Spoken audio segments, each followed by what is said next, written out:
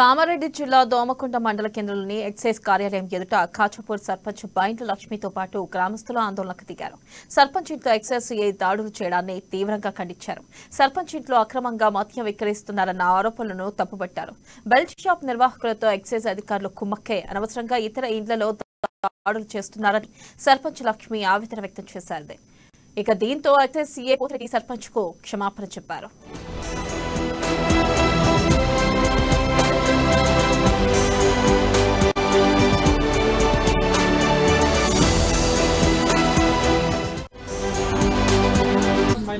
ఖాళీ బాగా కిరాణా షాప్ అయినా కిరాణా షాప్ అక్కడ ఉన్నది ఇది ఆగనుకొని పోయినా కిరాణా షాప్ ఉన్నదని అనుకుని పోయినట వచ్చేసాడంటే వచ్చేసాడు అంతే.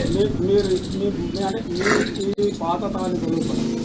కాచాపూర్ సుదర్శన్ మందు తాగుతాడా తాగడానికి ఏ లీడర్ కన్నా అనుకో ఏ ఆఫీసర్ నీ మీద లేదు, నీ ఇంటికి పోవాలని కూడా లేదు, నీ మీద లేదు, నీ మీద ఇంటికి పోవాలని కూడా లేదు. సాయంకాలం కూడా వస్తే డేట్ వస్తుందని మందు తెప్పిస్తామంటే కాచాపూర్లో మందు దొరకలేదని అదే మాందాపూర్ ఓడి తెప్పిస్తున్నాం. మాందాపూర్లు అమ్ముతున్నారు, దాని గురించి అది విచ్చలు కూడా అమ్ముతూ తెప్పిస్తున్నాం. సంగమేశ్వర్లు అమ్ముతున్న వాళ్ళని వస్తే తెప్పిస్తున్నాం.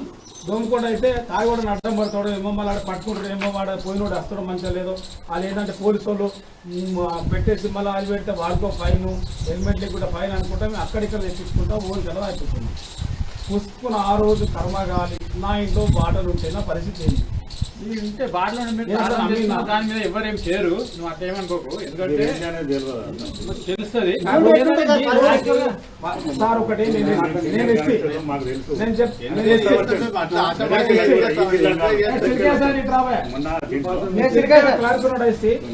నేను రెవెన్యూ డిపార్ట్మెంట్ వాళ్ళకి కానీ పోలీసు వాళ్ళని కానీ నా దగ్గర మీ ఎస్పీ గారు చేతం మేడం సార్ నా గురించి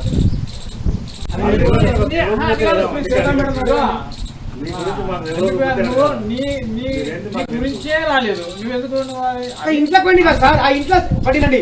మీరేమో ఈజీగా చెప్పేస్తున్నారు. చెప్పండి సార్, మీరు ఏనండి ఒక్క మాట మా ఒక ప్రజాప్రతినిధి ఆమె ప్రజాప్రతి ఒక సర్పంచ్, ఆయన ఎక్స్ఎంపీ ప్రజెంట్ ఆమె మేడం సర్పంచ్. ఆ సర్పంచ్ ఇంట్లోకి పోయి అది ఇంట్లో చెక్ చేస్తున్నాడు. అదే పక్క